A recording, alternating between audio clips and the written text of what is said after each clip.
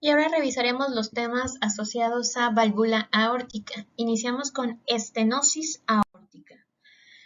En cuanto a etiología, las tres principales causas de estenosis tengo yo. Calcificación degenerativa, otra vez recordemos que tiene que ver asociado con el proceso de envejecimiento y las comorbilidades que desarrollan este tipo de pacientes. Calcificación de válvula aórtica bicúspide congénita, enfermedad reumática valvular aórtica. Otra vez, volvemos con fiebre reumática siendo una de las causas principales de todas las valvulopatías. Y en casos poco frecuentes también se deben a aterosclerosis grave de la aorta y válvula aórtica. Vemos entonces que también se puede llevar este mecanismo de aterosclerosis a nivel valvular. ¿Qué significa esto de bicúspide? Bueno, recordemos que la válvula aórtica normal por lo regular tiene 3 valvas. Sin embargo, puedes nacer yo con una bicúspide o incluso una unicúspide. Se dice que un porcentaje importante de la población puede nacer con una válvula bicúspide, sin embargo, a nivel de funcionamiento no crea tantos problemas, pero sí te crea un grado de susceptibilidad o factor de riesgo para desarrollar calcificación y posteriormente grado de estenosis aórtica. Entonces, no es que nacer con una válvula bicúspide sea malo para el funcionamiento como tal o fisiológicamente hablando, pero sí es un factor de riesgo para el desarrollo de una estenosis aórtica mucho más sencillo que si tenemos una válvula normal. También hay casos de unicúspide, que estos sí pueden tener alteraciones a nivel mecánico y a nivel fisiológico. Y como vemos en la imagen es una estenosis aórtica degenerativa calcificada. Esas calcificaciones que se pueden formar sobre todo asociadas a una aterosclerosis, vean cómo se hacen depósitos de calcio a nivel de válvula, pues obviamente impide como tal que se pueda abrir mi válvula y me crea un grado de estenosis bastante severo. La valvulopatía aórtica congénita, como les mencionaba, hay malformaciones congénitas de la válvula, teniendo los escenarios unicúspide, bicúspides o tricúspides. Las unicúspides producen normalmente una obstrucción acentuada en los niños, en la lactancia. Estamos hablando de hasta los 12 meses de edad. Y son malformaciones poco frecuentes que pueden llegar a ser mortales en niños menores de 1 año. O sea, se diagnostican rápidamente. Por eso no es algo que vamos a ver en adultos. Sin embargo, las bicúspides congénitas no causan estrechamientos graves en la infancia, lo que llega a que el paciente desarrolle durante su juventud o adolescencia, no pase nada, pero que cuando estén en la edad adulta, sobre todo en adulta mayor, sí lleguen a desarrollar un grado de estenosis. No obstante, la mayoría de los pacientes afectados tienen una función valvular normal hasta una edad más avanzada, como les mencionaba, cuando ya se añaden estas calcificaciones que vimos en la diapositiva pasada. La estenosis aórtica reumática sigue siendo otra causa o consecuencia de fiebre reumática en la niñez o adolescencia y se debe a estas adherencias y funciones en las comisuras y las cúspides en las vascularizaciones.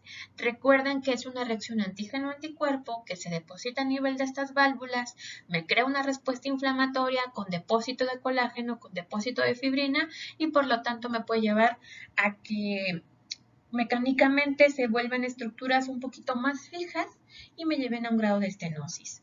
Pueden aparecer incluso estos nódulos calcificados en las superficies y va reduciendo aún más el orificio o la apertura redonda o la apertura triangular que debería tener mi válvula aórtica. A consecuencia de todo esto, la fiebre reumática a menudo es insuficiente y estenótica. No se les haga raro que un paciente puede tener válvulas con disminución del anillo, pero que también sean insuficientes.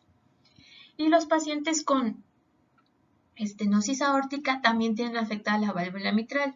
El escenario que veíamos en los pacientes con estenosis mitral también se puede repetir en la válvula aórtica. Entonces hay pacientes que me van a manifestar tanto estenosis e insuficiencia aórtica con un grado de estenosis mitral. O sea, hay 2 válvulas afectadas en un solo paciente a consecuencia de fiebre reumática. En cuanto a la valvulopatía aórtica calcificada, que estábamos hablando de estos depósitos de calcio, está más relacionada a consecuencias degenerativas o de la edad. Una válvula bicúspide congénica tiene 3 valvas, pero ahora en esta ocasión pues tiene 2. Hay cambios proliferativos inflamatorios a nivel de la anatomía, se acumulan lípidos, aumento de la actividad de ECA, aumento del estrés oxidativo, infiltración de macrófagos y linfocitos con vascularización y calcificación. El mismo escenario que vemos en un paciente con aterosclerosis se puede dar a nivel valvular. No se les haga raro que un paciente con hipertensión, un paciente con cardiopatía isquémica a consecuencia de la formación de ateroma, también desarrolle un grado de estenosis aórtica. Y como mencioné aquí abajo, los factores de riesgo pues, son análogos a aterosclerosis. ¿Qué pasa en esa esa valvulopatía aórtica calcificada? Vemos, el proceso es muy parecido a lo que conocemos como aterosclerosis. No me pongo a explicarlo específicamente aquí porque tengo una presentación exclusiva de la formación del ateroma.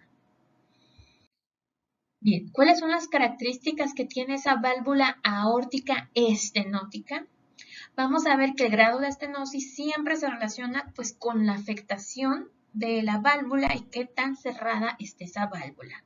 Puedo definirla entonces en cada paciente. Y las decisiones clínicas van a depender del estado de los síntomas y sobre todo de la afectación de mi cámara a nivel de ventrículo izquierdo, si tiene sobrecarga de presión y a su vez de las consecuencias hemodinámicas. ¿Qué tanto puede estar afectado mi gasto cardíaco?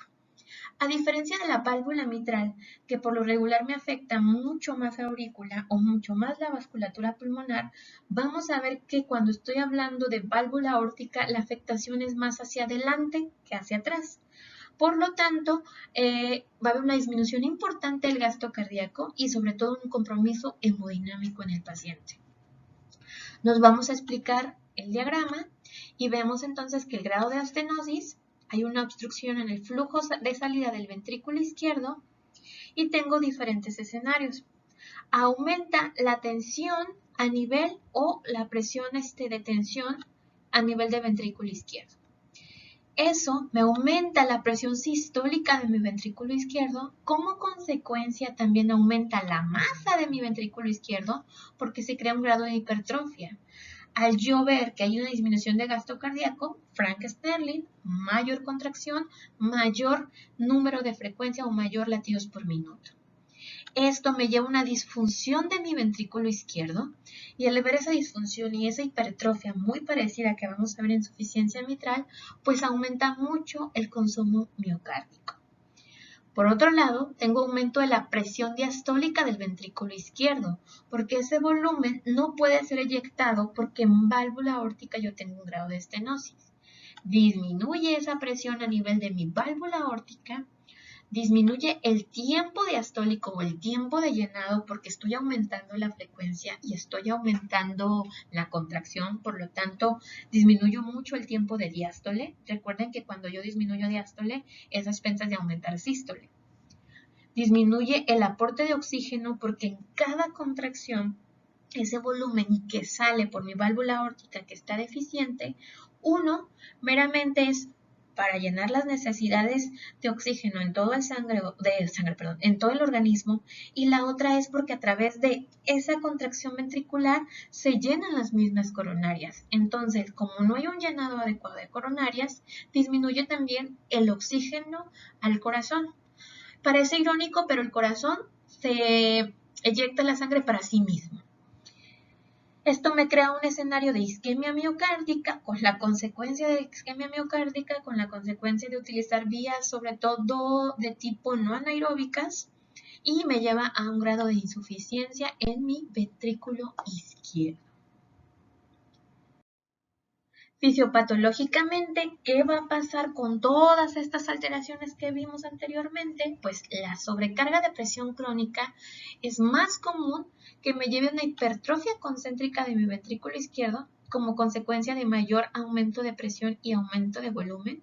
Vean cómo hay una hipertrofia concéntrica, o sea, mayor cantidad de músculo, y si tengo mayor cantidad de músculo, pues necesito más oxígeno que no estoy recibiendo, con aumento del espesor de la pared y tamaño de la cámara.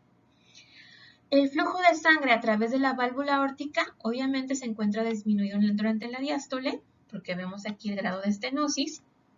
Se desarrolla gradualmente toda esta compensación a nivel de ventrículo izquierdo por la sobrecarga de presión dada por ese volumen que no puede ser eyectado, y esta hipertrofia lo que quiere hacer es al inicio disminuir el estrés de la pared. O sea, si yo soy más grande como cámara y contengo más volumen y a su vez tengo mayor fuerza para eyectar, pues en algún momento puedo llegar a compensar. Sin embargo, como me estoy hipertrofiando, la distensibilidad luego es expensas de mi distensibilidad. O sea, ya no me puedo distender tanto como ventrículo. Aumenta mucho la hipertrofia y lo que me aumenta mucho la presión. Me dice, al inicio es beneficiosa porque obviamente si tengo un corazón más grueso, en teoría es un corazón más fuerte y este corazón podría vencer esta estenosis y eyectar más sangre.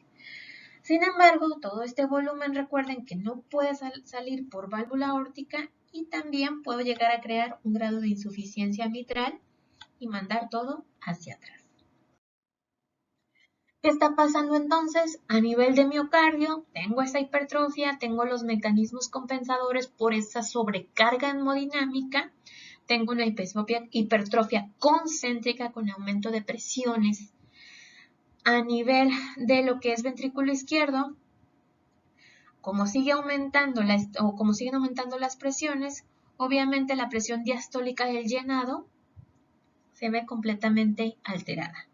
Y a su vez la reserva de flujo sanguíneo, la oxigenación miocárdica, pues está completamente alterada porque las coronarias no son llenadas adecuadamente. Por lo tanto, tengo un corazón más grande, más hipertrófico, que requiere más oxígeno, pero que yo no se lo puedo proveer porque esa estenosis aórtica obviamente me impide que salga ese volumen de eyección al mismo corazón y a otros órganos y sistemas. Afortunadamente, como válvula aórtica es una válvula que me está impidiendo la oxigenación a todos los órganos y sistemas, vamos a ver que la sintomatología ahora sí es un poquito más amplia. Manifestaciones en un paciente con estenosis aórtica. Tengo manifestaciones de angina o manifestaciones también asociadas a la insuficiencia, que la vemos aquí.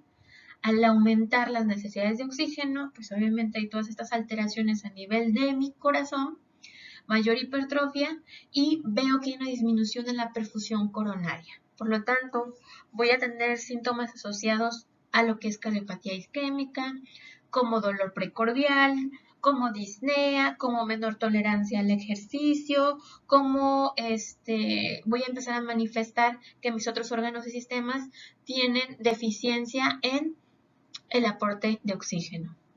Algo muy importante es que tengo síncope, como obviamente no tengo un gasto cardíaco adecuado, el primero en detectarlo es el sistema nervioso central y el paciente de repente se desmaya.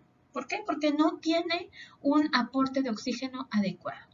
Y ya en grados más avanzados, pues la famosísima insuficiencia cardíaca, o sea, mi corazón es insuficiente.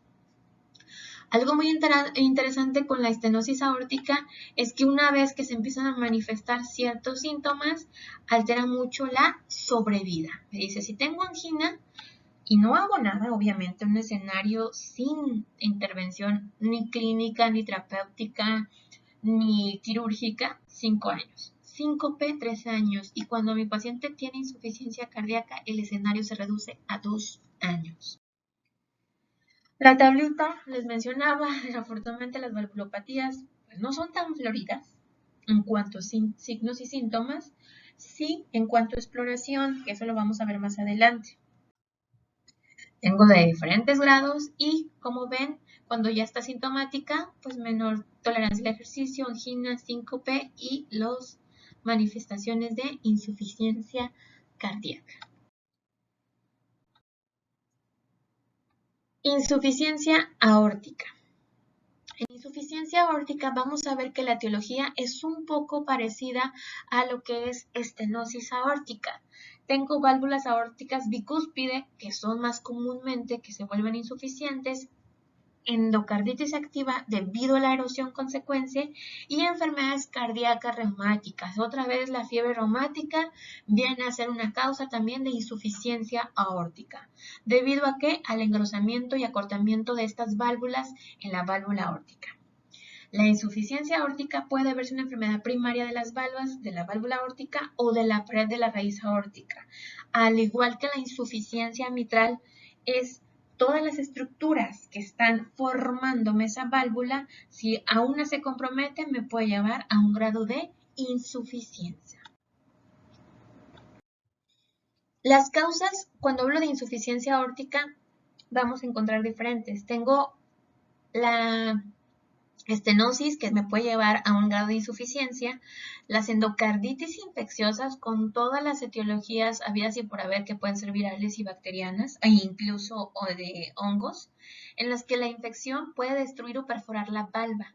Por lo tanto, lo puede llevar a un grado de insuficiencia, crear las famosísimas vegetaciones, los traumatismos, etc.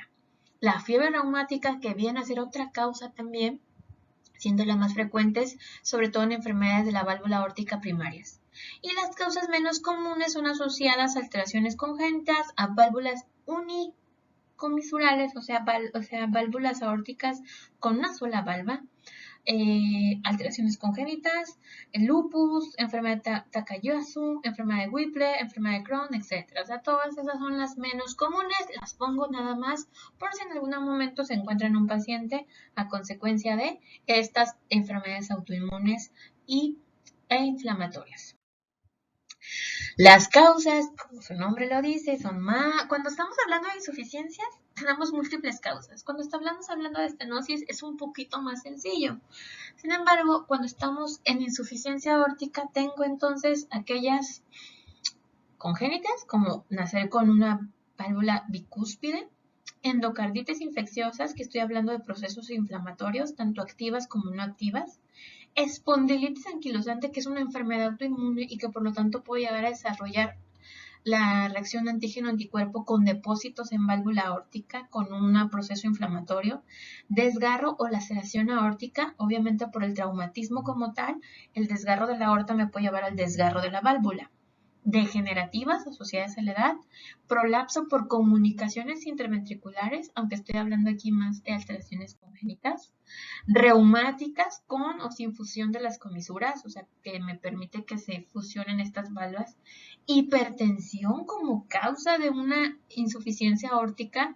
Si mi corazón está sometido constantemente a estas elevaciones de poscarga, pues obviamente puede llevarme a un grado de insuficiencia de mi válvula aórtica, sobre todo por estos aumentos elevados de la presión media. Síndrome de Marfan o similar, o síndromes asociados sobre todo con procesos degenerativos a nivel de colágeno o de fibrina. Sífilis, que ya eso es poco común. La sífilis terciaria también se asociaba a insuficiencia aórtica. Artritis reumatoide, otra vez una enfermedad congénita. Y estenosis subaórtica localizada, que aquí es cuando congénitamente la válvula queda implementada, o más bien la válvula no tiene el origen adecuado, sino que es un poco más abajo por alteraciones congénitas y por lo tanto me puede crear un grado de insuficiencia. Fisiopatológicamente, ¿qué está pasando en una insuficiencia? Hay una regurgitación anormal de sangre de aorta hacia ventrículo en cada sístole.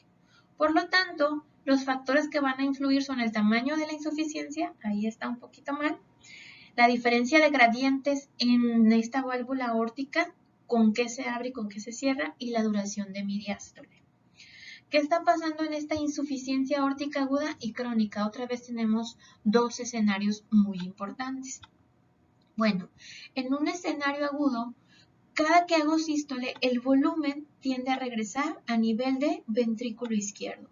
Por lo tanto, tengo mayor cantidad de volumen que se puede estar quedando. No es tan importante como vemos en estenosis, pero sí hay un volumen que sigue regresando a ventrículo izquierdo y que me crea un aumento de la presión.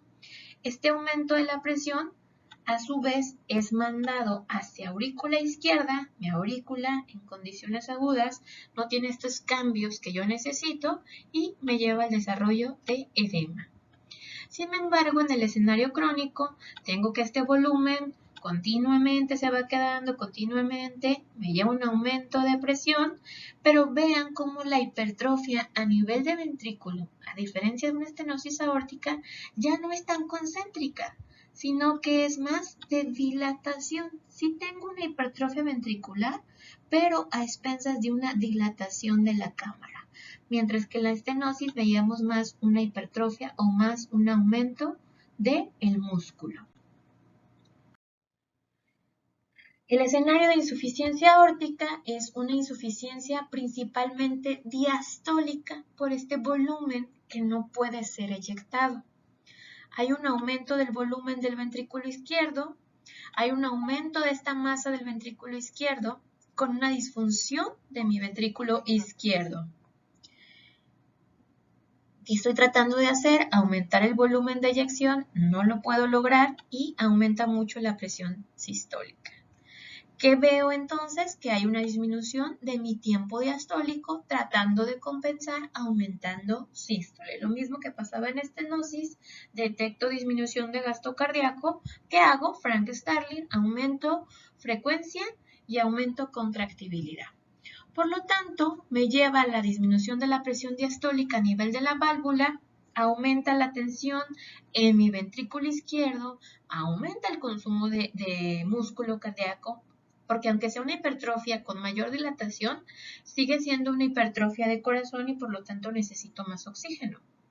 Aumenta toda esta presión telediastólica a nivel de mi ventrículo izquierdo con disminución de gasto cardíaco y el paciente puede manifestar disnea. Disminuye el volumen de eyección eficaz, disminuye el gasto cardíaco y manifiesta fatiga. Disminuye el aporte de oxígeno porque el gasto cardíaco está disminuido, hay una isquemia miocárdica y otra vez tengo el escenario de una insuficiencia a nivel del ventrículo izquierdo. Esta insuficiencia aórtica aguda, que ya más o menos la revisamos, tenemos que el tamaño del ventrículo izquierdo y la distensibilidad al inicio se pueden encontrar normales, pero el aumento del volumen sustancialmente puede aumentarme la presión diastólica y mandármelo hacia atrás con el desarrollo de edema pulmonar y disnea. El escenario contrario, que sería una insuficiencia aórtica crónica, el ventrículo sufre esta adaptación por la sobrecarga de volumen y me lleva una dilatación excéntrica, aumentando el número de sarcómeras para contener este volumen, disminuye la presión diastólica y por consiguiente la presión venosa pulmonar. Aquí el afectado no es tanto el pulmón, porque el que está compensando es el ventrículo izquierdo con esta hipertrofia de dilatación. La combinación de esta presión arterial sistólica aumentada con una presión diastólica completamente reducida es característica en este tipo de insuficiencia aórtica y a su vez disminuye la perfusión coronaria, el aporte de oxígeno a mi ventrículo izquierdo y el paciente llega a presentar angina o datos de angina sin formación de ateroma, porque la causa no es por el ateroma, sino por la insuficiencia aórtica crónica. Las manifestaciones clínicas es que aparecen síntomas de reserva cardíaca reducida o síntomas de insuficiencia cardíaca. Por lo tanto, vamos a encontrar disnea en el ejercicio, ortopnea, disnea paroxística nocturna, que van apareciendo de forma graduales. Vemos que la sintomatología no es muy importante hasta que no hay un grado de avance muy importante en el grado de insuficiencia. La estenosis e insuficiencia tricuspidia, vamos a ver que son poco frecuentes, las menciono para que las conozcan, pero realmente no las vemos a nivel de fisiopatología porque son enfermedades muy poco comunes. Estenosis tricuspidia, condición poco frecuente, secuela a largo plazo de fiebre reumática otra vez, o sea, vean cómo el tema de fiebre reumática que ven en micro y que aparentemente dices, ay, casi nadie tiene fiebre reumática, pues que no lo sepan, pero sí lo manifiestan. No lo diagnosticamos o no le damos el tratamiento correcto, es otra cosa. Clínicamente, con signos y síntomas de congestión venosa, nos vamos más, obviamente, a corazón derecho, porque la válvula tricúspide pues está del lado derecho. La insuficiencia tricuspidia me dice que es un trastorno funcional más que estructural, o sea, no es tanto la estructura, sino la funcionalidad. La mayoría de los casos es consecuencia del aumento de aurícula derecha o de ventrículo derecho, o sea, una causa por insuficiencia cardíaca derecha. Al igual que la estenosis, se manifiesta con signos de congestión venosa, con datos de insuficiencia cardíaca derecha, y el tratamiento médico va con medidas enfocadas a disminuir la presión venosa. La estenosis e insuficiencia pulmonar es todavía menos común. La estenosis es muy poco frecuente y se asocia sobre todo a alteraciones congénitas o como consecuencia de síndromes por carcinomatosis, que como sabrán, o a lo mejor no lo saben, pero los cánceres de corazón son extremadamente raros. Y las insuficiencias vemos que es consecuencia de una hipertensión pulmonar que reduce la dilatación de mi anillo, son mínimamente sintomáticas a menos que sean bastante severas. Damos por terminado el término de valvulopatías y vamos a tener que meterle un poquito de turbo porque nos estamos atrasando. Hasta luego, jóvenes. Ok, sorry, se me olvidaba. Perdón. Es muy importante y sobre todo les mencionaba que tenemos que diagnosticar los soplos a nivel de exploración física. Aquí les dejo un cuadrito muy bonito que me explica cuándo es sístole y cuándo es diástole, dónde los voy a escuchar, sobre todo si estoy hablando de las diferentes válvulas. Pero para no dejarlos a medias, les voy a subir, los ruidos cardíacos en una estenosis y una insuficiencia tanto mitral como aórtica, y les voy a subir el video completo de cómo yo tengo que diagnosticarlos a nivel de exploración física.